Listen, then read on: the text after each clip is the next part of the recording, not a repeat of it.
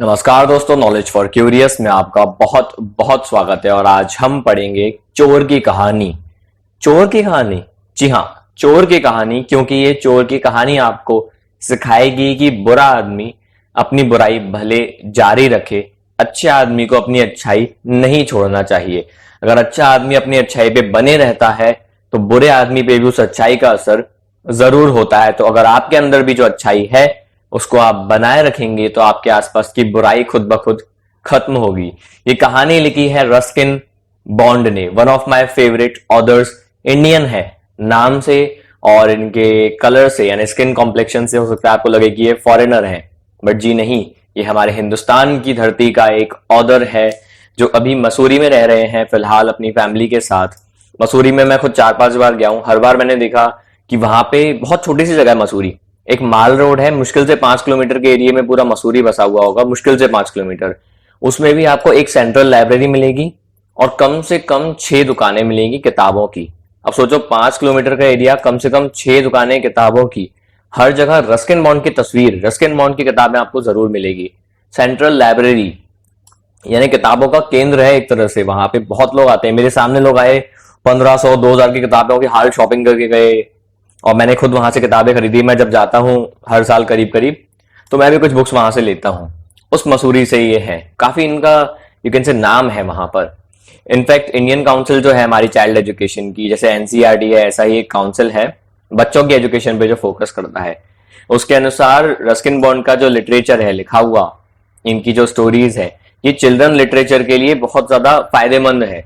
बहुत अच्छा role play किया है इन्होंने बच्चों के लिटरेचर के मामले में। इनको साहित्य अकादमी अवार्ड भी मिल चुका है 1992 में, इनकी English novel our trees still grow in Dehra के लिए। इसके अलावा इनको 1999 में पद्मश्री मिला और 2014 में इनको पद्म भूषण भी मिला। अब इनकी पर्सनल लाइफ के बारे में आपको बताना चाहूंगा, क्योंकि ये सब सुन के लगता है कि आदमी क्या है, बहुत ऊपर है, आदमी की किस्मत बहुत अच्छी है। अब मैं आपको इनका थोड़ा स्ट्रगल बताना चाहूंगा। इनकी जिंदगी का स्ट्रगल ये है कि 8 साल की उम्र में, सिर्फ 8 साल की उम्र में इनकी माँ इनके पिता से अलग हो गई। माँ ने पिता को डिवोर्स दे दिया, एक पंजाबी हिंदू से शादी की जिसका नाम था हरी। ये हरी नाम ये बहुत यूज करते हैं अपनी नॉवेल्स में, अपनी स्टोरीज में। इनके पापा इनको लेके गए दिल्ली, दिल्ली में इनके साथ बहुत अच्छा समय बिताया पिता ने। और ये जिंदगी के सबसे हसीन इनके जो समय थे, जो इनका समय था हसीन, वो थे 2 साल। सिर्फ 2 साल क्यों? क्योंकि उसके 2 साल बाद इनके पिता की मलेरिया से डेथ हो गई जब ये लोग कोलकाता में थे। इनके पिता कोलकाता में थे, इनकी पिता की डेथ हो गई, इनका दिल टूट गया रस्किन बॉन्ड का उस समय। इनकी माँ आई और इनकी माँ इनको लेके गई देहरादून में, जहां पे रस्किन बॉन्ड के सौतेले पिता यानी हरी और इनकी माँ रहती थी। वहां पे इनका कुछ खास एक्सपीरियंस नहीं रहा। इनकी जिंदगी का स्ट्रगल शुरू हो गया था जब ये केवल 10 साल की थी। अच्छा, अब इनका कंट्रीब्यूशन देखो, उसके बावजूद उन्होंने क्या क्या अचीव किया है। तो 1980 में इन्होंने किताब लिखना शुरू किया। उससे पहले ये शॉर्ट स्टोरीज लिखते थे। इनफैक्ट 17-18 साल की उम्र में इन्होंने लिखना शुरू कर दिया था। और 1980 में इनको पेंगुइन पब्लिशर्स ने अप्रोच किया कि आप हमारे लिए बुक्स लिखो। इन्होंने बुक्स लिखना भी शुरू कर दिया। अपने पैशन के बारे में ये कहते हैं कि मैंने 17-18 साल की उम्र में लिखना शुरू किया और मैं आज भी लिख रहा हूँ। ये आज भी जीवित हैं। अभी रिसेंटली जब लॉकडाउन चल रहा है, अभी तो थोड़ा बहुत कम हो गया, पूरे लॉकडाउन में दूरदर्शन से इन्होंने पैचअप किया था, ऑल इंडिया रेडियो से पैचअप किया था और ऑल इंडिया रेडियो पे अपनी कहानी खुद सुनाते थे ताकि लोगों का मनोरंजन हो, लोग डिप्रेशन में ना जाए। वरना देख रहे हो आप, लोग डिप्रेशन में सुसाइड कर रहे हैं। तो ये कहानी सुनाते थे अपनी। तो काफी ये आप कह सकते हो देश के लिए भी सचेत हैं, देश के लिए भी चीजें करते हैं। तो 1980 में किताब लिखी। इन्होंने कहा कि 17-18 साल की उम्र में मैंने लिखना शुरू किया और मैं आज तक लिख रहा हूं। अगर मैं एक प्रोफेशनल राइटर नहीं बनता, मतलब अगर मुझे पैसा नहीं मिलता लिखने का, तो भी मैं लिखता, क्योंकि मुझे ये पसंद है। इनकी पहली नॉवल इन्होंने लिखी थी 17 साल की उम्र में। नॉवल का नाम था the room on the roof और ये देहरादून के इनके अनुभव बताती है। वही देहरादून जहां सौतेले पिता के साथ रहे और जो भी इनके खट्टे मीठे अनुभव थे, बेसिकली खट्टे ज्यादा थे, दुख भरे ज्यादा थे। तो काफी कैरेक्टर इनका खुद का है, काफी इन्होंने मन से बढ़ाया है, मतलब उसमें इमेजिनेशन डाली है और उसको लिखा। अच्छा, इनका एक और जो क्रिएशन थी वो थी एकता रस्ती। एकता रस्ती पे टीवी में सीरियल भी बना था, दूरदर्शन ने सीरियल भी बनाया है एकता रस्ती। फिर 1978 में एक फिल्म आई जुनून, ये जुनून का पोस्टर भी लगा दिया मैंने इसलिए। जुनून मूवी आई थी, ये इन्हीं की एक नॉवल है फ्लाइट ऑफ पिजन्स। इसकी कहानी पे आधारित है नॉवल। ये दूरदर्शन मैंने आपको बताया। इसके अलावा सात खून माफ नाम की मूवी है, ये देखो प्रियंका चोपड़ा इसमें दिख रही है ना। 2011 में एक मूवी आई थी विशाल भारद्वाज की। इस मूवी में ये है रस्किन बॉन्ड ने रोल भी किया हुआ है बिशप का। तो ये बिशप का इन्होंने रोल भी किया हुआ है खुद। और इन्हीं की एक शॉर्ट स्टोरी है सुजाना सेवन हस्बैंड, सुजाना के सात पति। इस सुजाना के सात पति पे ही आधारित है सात खून माफ। आपने भी शायद इसका ट्रेलर तो देखा ही होगा, मूवी तो मैंने भी नहीं देखी।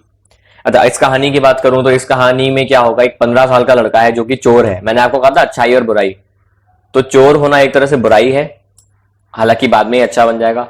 अनिल दूसरी तरफ से ये लड़का जो बहुत मासूम है, राइटर है। राइटर तो वैसे मासूम होते ही हैं।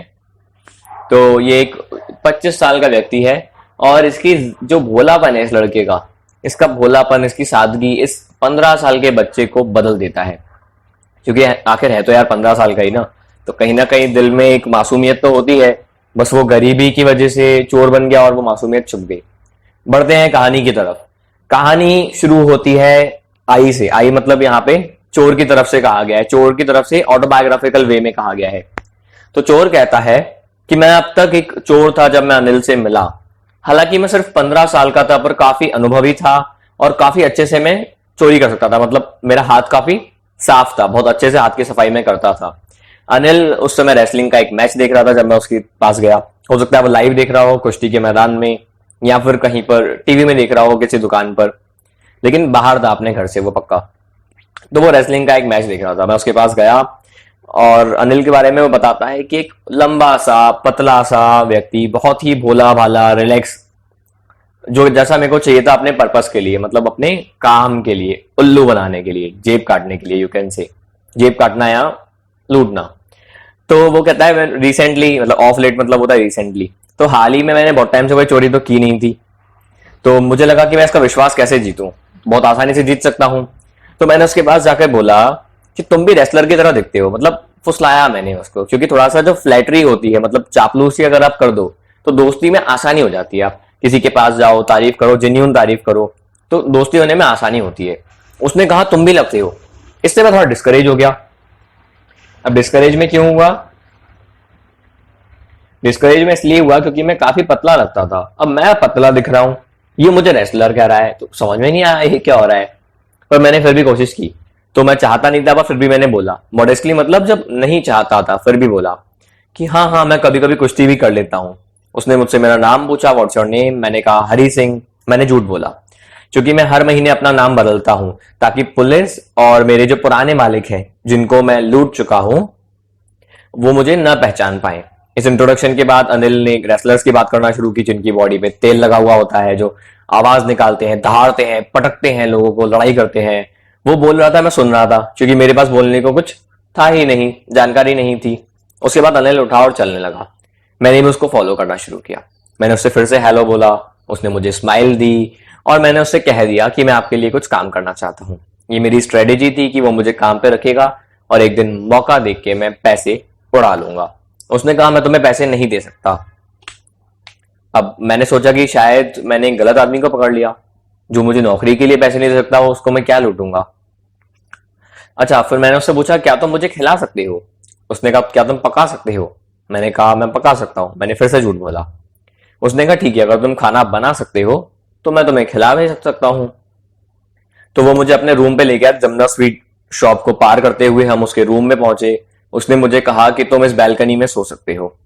रात को मैंने जो खाना बनाया वो इतना वाहियात बना था कि वो खाना कुत्ते को दे दिया। शायद वो वाहियात ही बना होगा, इसलिए वो कुत्ते को देना पड़ा। और उसने मुझे कहा दफा हो जाओ, पर मैं नहीं माना। 15 साल का था, मासूमियत का इस्तेमाल किया और उसके पीछे पीछे घूमता रहा और स्माइल मारता रहा।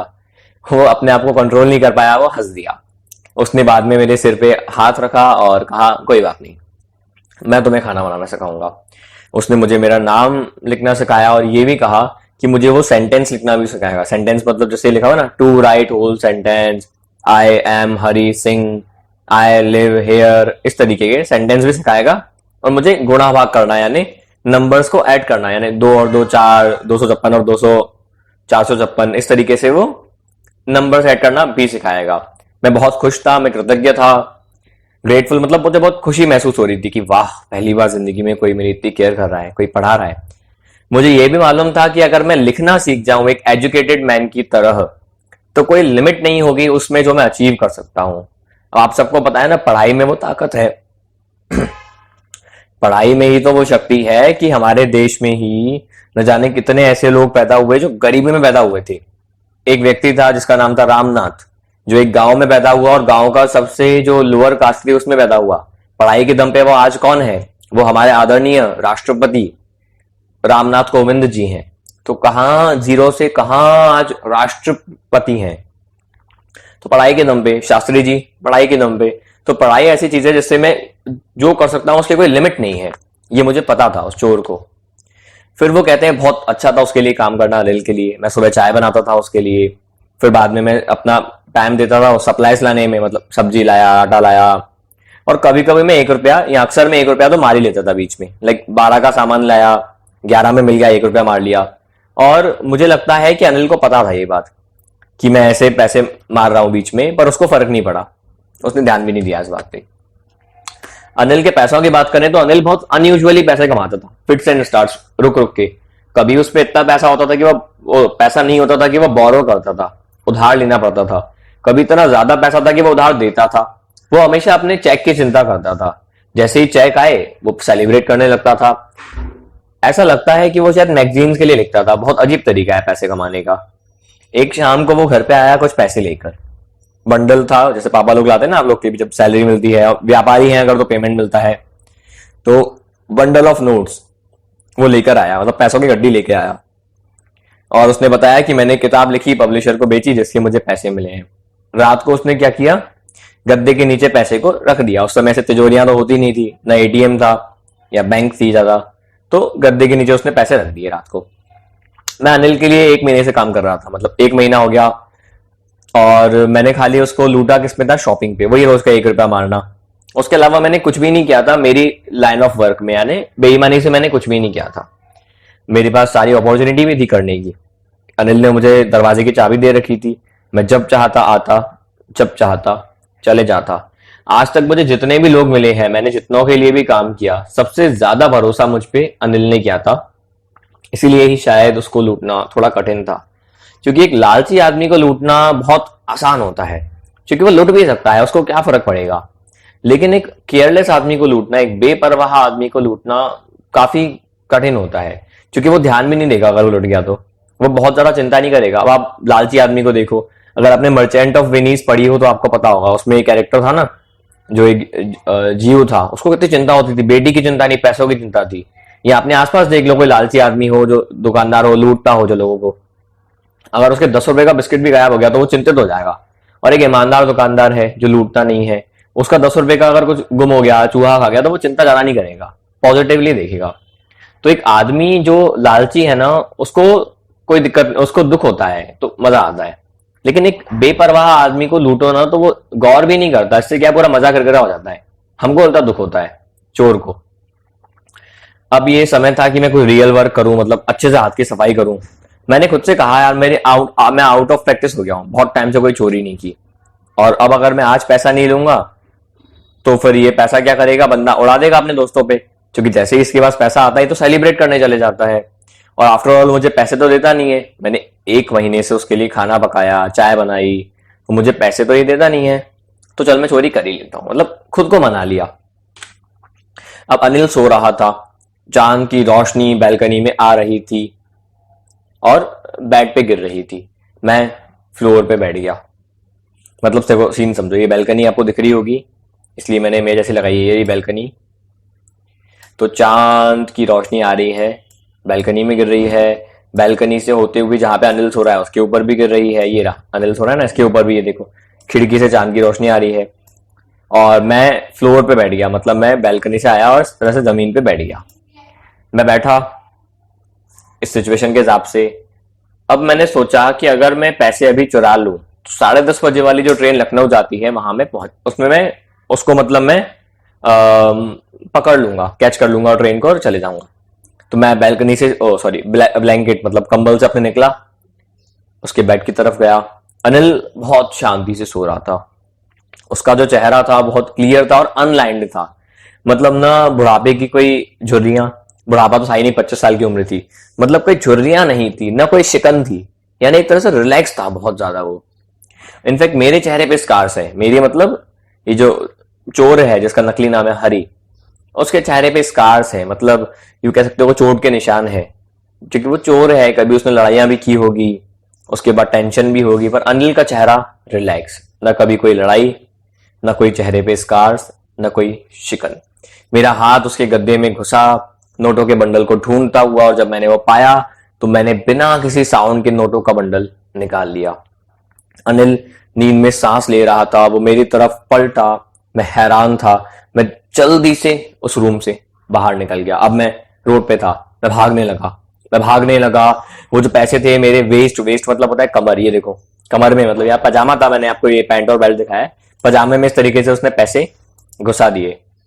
और वहां पे वो स्ट्रिंग ऑफ पैजामा जी नारा होता है ना पजामे में, लोअर पहनते हो तो आपको पता होगा, तो ये लोअर से इसको बांध दिए थे उसने नोट को, ताकि वो मैं भाग पाऊं और पैसे गिरे ना। तो मैंने पजामे में लोअर वो जो पैसे हैं वो फंसाए, अपने नारे से उस पजामे को बांध दिया, और मैं भागते भागते धीरे धीरे वॉक करने लगा। मतलब स्पीड मैंने कम कर दी। मैं रुका, मैंने पैसे गिने, 600 रुपए, 50 यानी शायद 1950 के जमाने में 600 रुपए मेरे पास थे। मैं कम से कम हफ्ते या 2 हफ्ते के लिए एक रिच आदमी की तरह रह सकता हूँ, एक रिच अरब, यानी तेल के कुएं का जो व्यापारी होता है ना अरेबिया में, मैं उस तरीके की जिंदगी आराम से जी सकता था, इतना पैसा था मेरे पास इस लूट के बाद। जब मैं स्टेशन पहुंचा मैं रुक गया, सॉरी मैं टिकट के ऑफिस पे नहीं रुका, क्योंकि आज तक मैंने टिकट खरीदी ही नहीं, चोर उसके टिकट कब लेने लगे। तो मैं सीधा प्लेटफॉर्म पे पहुंचा। लखनऊ एक्सप्रेस बस जा ही रही थी, ट्रेन ने अभी स्पीड नहीं पकड़ी थी, ट्रेन स्लो थी। मैं चाहता तो मैं किसी भी कैरेज यानी ट्रेन के डब्बे में कूद सकता था, पर मैं हिचका। मुझे नहीं पता, मैं नहीं बता सकता मैं क्यों रुका, बट मैंने वो चांस खो दिया। मैं ट्रेन में चढ़ सकता था पर मैं नहीं चढ़ा, मुझे नहीं पता कि मुझे क्या रोक रहा था। जब ट्रेन चली गई मैंने देखा कि उस खाली प्लेटफॉर्म पे मैं अकेले खड़ा था। मुझे नहीं पता था कि मैं कहाँ अपनी रात को बिताऊं। मेरे पास कोई दोस्त नहीं थे, क्योंकि दोस्तों को अगर मैं दोस्त बनाऊंगा तो मेरे लिए वो खतरा है। चोर के दोस्त चोर होंगे, तूने किसी और से चोरी की, कोई तेरे को चोरी कर जाएगा और तेरा माल चोरी कर लेगा, तो इसलिए कोई दोस्त बनाते ही नहीं है चोर लोग। तो मैंने कोई आज तक दोस्त नहीं बनाया था। अब मैं अगर किसी होटल में रुकता तो लोग क्यूरियस होते हैं कि रात को अकेला बंदा, हाथ में कैश, कोई और सामान नहीं है। तो मैं स्टेशन के पास किसी होटल में नहीं रुका। सिर्फ एक आदमी जिसको मैं जानता था, वो वही आदमी था जिसको मैंने अभी अभी लूटा था। स्टेशन को छोड़ता हुआ मैं बाजार से होता हुआ वॉक कर रहा था। अब मैंने अपनी जो शॉर्ट करियर है मेरा एक एज अ चोर, मतलब एक चोर के रूप में मैंने जितना भी अपनी जिंदगी बिताई है, मैंने लोगों के चेहरों को देखा है जब वो अपना सामान खो देते हैं या अपने पैसे को खो देते हैं। एक लालची आदमी डर दिखाता है, यार लुट गया, अब दोबारा न लुट जाऊं। एक अमीर आदमी गुस्सा दिखाता है, एक गरीब आदमी एक्सेप्टेंस दिखाता है। ये देखो मैंने दिखाया भी है। लालची आदमी हमेशा पैसे के बारे में सोचता रहेगा, तो वो बाद में क्या करता है, वो डर जाता है। एक जो लेकिन गरीब आदमी एक्सेप्टेंस दिखाता है, गरीब हो गया मैं, तो वो दुखी रहता है, मतलब वो बहुत ज्यादा गुस्सा नहीं करता, वो अपनी किस्मत पे ही रो लेता है। गरीबों की सोच ये होती है। मैं जानता था कि अनिल का जो फेस है वो कैसा होगा जब वो देखेगा कि चोरी हो गई।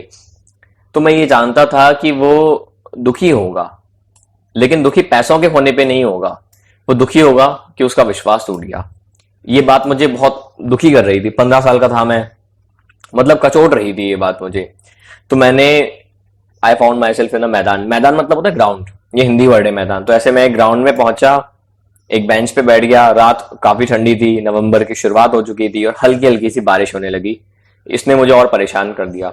अचानक से बारिश तेज हो गई, मेरी शर्ट और पजामे मेरी स्किन से चिपक गए। ये देखो इस तरीके से, अगर बारिश में आप नहाए हो कभी टी शर्ट या बनियान पहन के बॉयज, तो आपको पता होगा कि इस तरीके से जो हमारी टी शर्ट है वो चिपक जाती है हमारी बॉडी से। तो होता क्या है कि मेरी शर्ट और पजामे इस तरीके से मुझसे चिपक गए और अचानक से ठंडी हवा बहने लगी और जो बारिश है वो सीधा मेरे चेहरे पे आने लगी। तो मुझे काफी सर्दी लग रही थी। अब मैं बाजार पहुंचा रात को, और मैंने एक क्लॉक टावर, मतलब ये ऐसे लंबी से टावर होता है ना घड़ी का, सबसे ऊपर घड़ी लगी हुई होती है, ये भागम भाग मूवी में आपने शायद देखा होगा। तो होता क्या है कि मैंने उसके नीचे शरण ली। रात के 12 बजे, मिडनाइट मतलब रात के 12 बज गए। मैंने टटोला, मतलब अपनी बॉडी को हाथ लगाया, नोट्स देखे कहाँ हैं अंधेरे में, वो नोट्स गीले हो चुके थे। अनिल का पैसा। मॉर्निंग में अगर अनिल उठता, मतलब अगर मान लो ये चोरी नहीं होती, तो अनिल पक्का क्या करता, मुझे 1-2 रुपए देता कि जा मूवी देख ले। लेकिन अब तो मेरे पास पूरे पैसे थे। लेकिन मैं दुखी था। दुखी क्यों था? क्योंकि देखो, अब मैं उसके लिए खाना नहीं बना सकता था, मैं बाजार जाके नहीं, मतलब बाजार नहीं जा सकता था, मैं उससे लिखना नहीं सीख सकता था पूरे के पूरे सेंटेंस।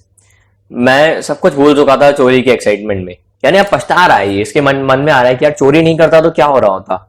मैं सुबह उठता, मुझे पैसे मिलते, बाजार जाता, और फिर क्या होता, मैं सेंटेंस लिखना सीखता। लेकिन मैं चोरी करने का तो एक्साइटमेंट था कि चोरी करूं, बहुत दिनों से नहीं किए, मैं ये सब कुछ भूल गया। तो मुझे मिल रहा था पूरे सेंटेंसेस। अगर मैं पूरे सेंटेंस सीख लूं तो हो सकता था कि कभी मैं कुछ 100 रुपए, 200 रुपए, 300 रुपए कमा पाता एक दिन में।